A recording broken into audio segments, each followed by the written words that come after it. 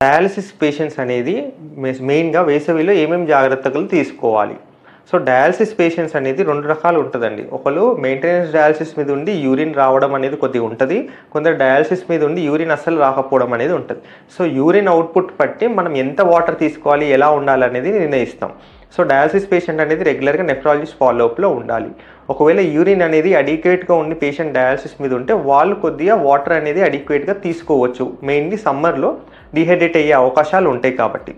Second thing, urine output లేని dialysis పేషెంట్స్లో ఏంటంటే body weight బట్టి, వాపుల బట్టి మనం వాటర్ ఎంత తీసుకోవాలి అనేది నిర్ణయిస్తాం అనమాట.